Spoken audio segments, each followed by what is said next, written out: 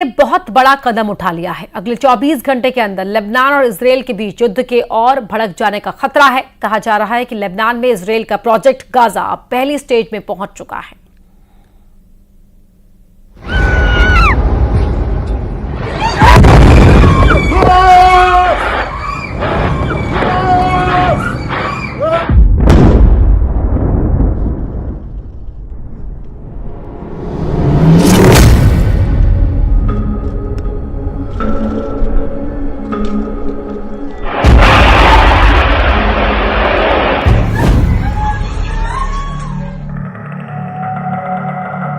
Lebanon में एक दिन में 500 मौत हो चुकी है। क्या ऐसे ही धमाके जारी रहेंगे? और इजराइल के हमलों को अब अमेरिका से भी ताकत मिलने वाली है। अमेरिका के 2 एयरक्राफ्ट कैरियर लेबनान के करीब मंडराने को तैयार हैं। परमाणु ताकत से लैस ये कैरियर अपने दम पर एक साथ कई फ्रंट पर लड़ने के लिए भूमध्य सागर भेजे गए हैं। इसलिए लेबनान को डर सता रहा है।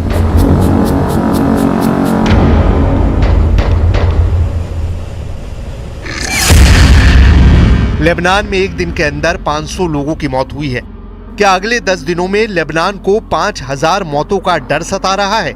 यह आंकड़ा इसलिए क्योंकि अब इजराइल के साथ अमेरिका एक्टिव हो गया है। अमेरिका अपनी सेना का एक बड़ा हिस्सा पश्चिम एशिया में तैनात करने जा रहा है।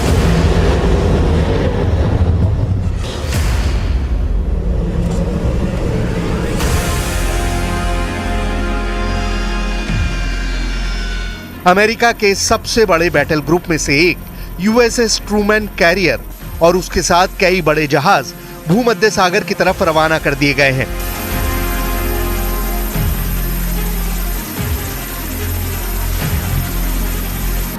इजराइल को बचाने के लिए अमेरिका का नया डिप्लॉयमेंट ऑर्डर हमास और हिजबुल्लाह को डराने के लिए जारी किया गया है।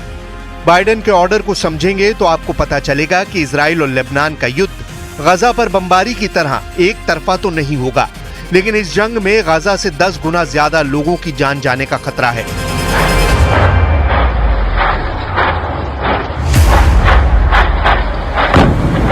إن دولة الرئيس نجيب ميقاتي يعمل مع الفريق الحكومي على رفع الجهوزية لمواجهة تداعيات العدوان على كافة المستويات الإنسانية والدبلوماسية والصحية والمعيشية والأمنية، ومتابعة عمليات النزوح واستهداف الأحياء السكنية بعد المجزرة التي طالت ما يزيد على 3000 من المواطنين اللبنانيين في بيروت والجنوب والبقاع।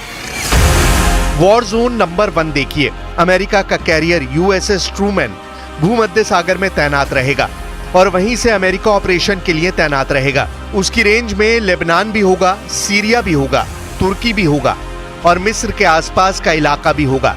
यहीं से ये इजराइल के एयर स्पेस को सुरक्षित रखेगा। वॉर जोन नंबर 2 देखिए। अगर युद्ध तेज हुआ तो इसमें ईरान दाखिल होगा, तो ईरान के करीब ओमान की खाड़ी में मौजूद यूएसएस अब्राहम लिंकन भी इजराइल को बचाने के लिए एक्टिव हो जाएगा। यानी अमेरिका ने इजराइल की मदद करने के लिए 2 बड़े वॉर जोन एक्टिव करने का फैसला किया है।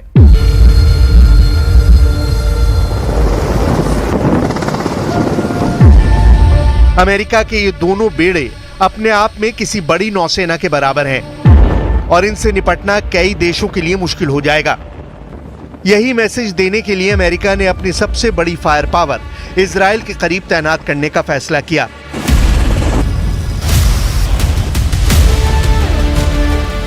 अमेरिका के एक कैरियर बैटल ग्रुप में क्या क्या होता है, अब इसे समझिए। इसमें एक बड़ा सुपर कैरियर होता है जो 1 लाख टन का डिस्प्लेसमेंट पैदा करता है। इसमें 90 लड़ाकू विमान और हेलीकॉप्टर तैनात रहते हैं। इसमें तिकोन देरोगा क्लास का मिसाइल क्रूजर होता है। इसमें आर्लेकबर्ग क्लास के 4 मिसाइल डिस्ट्रॉयर होते हैं। ऐसे बेड़े के साथ रसद के लिए सप्लाई शिप भी रहते हैं। साथ में पानी के अंदर दुश्मन को रोकने के लिए एक परमाणु पनडुब्बी भी रहती है। कोई दुश्मन नहीं चाहेगा कि उसके सामने ऐसी चुनौती खड़ी हो जाए। यही भरोसा अमेरिका अब इजराइल को दिलाना चाहता है कि हमास के साथ हिजबुल्लाह, हूती और ईरान को रोकने के लिए उसने समंदर में पूरी ताकत झोंकने का फैसला किया है। यहां से वो सीरिया और इराक में भी ऑपरेशन चला सकता है। इस वक्त तो उसका फोकस लेबनान है। जहां लेबनान और इजराइल के बीच अघोषित युद्ध शुरू हो चुका है। अमेरिका ने इससे पहले इजराइल के आसपास यूरोप और बाकी अड्डों पर फाइटर जेट की तैनाती बढ़ाने का फैसला किया है। इजराइल पर कोई हवाई हमला न कर पाए, इसके लिए अमेरिका ने पूरा जोर लगा दिया है। इजराइल के हवाई अड्डे भी लगातार एक्टिव हैं और अब अमेरिकी नेवी के साथ फाइटर जेट्स का पहुंचना इजराइल को नई ताकत देगा।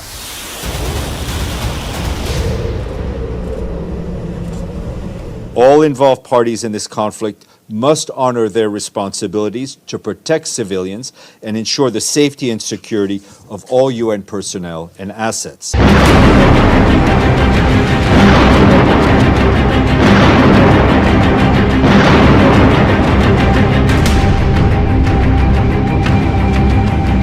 इजराइल का दावा है कि उसने 1300 टारगेट पर हमला किया है, यानी इजराइल की एयरफोर्स अपनी पूरी ताकत का इस्तेमाल कर रही है।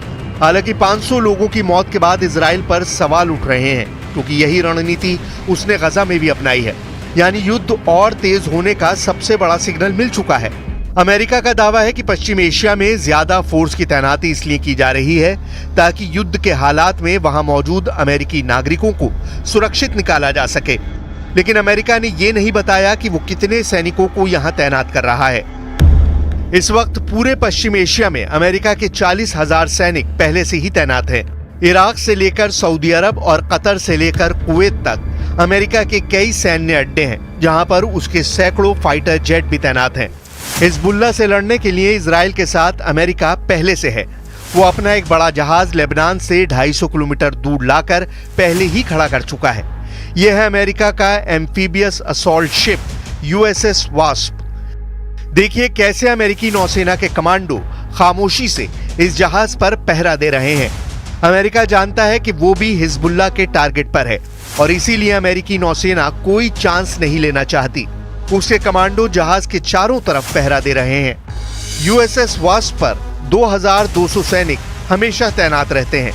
ये जहाज एक हेलीकॉप्टर कैरियर है जिस पर हैरियर और F-35 जैसे फाइटर जेट भी ऑपरेट कर सकते हैं। ये बात हिजबुल्लाह को भी मालूम है कि इस कैरियर से अमेरिका हेलीकॉप्टर के जरिए लेबनान पर कमांडो ऑपरेशन वाला एक्शन कर सकता है। यही भरोसा अमेरिका अब इजराइल को दिलाना चाहता है कि समंदर से ऑपरेशन चलाकर अमेरिका इजराइल के हर दुश्मन को खत्म कर सकता है, चाहे वो सीरिया में बमबारी हो या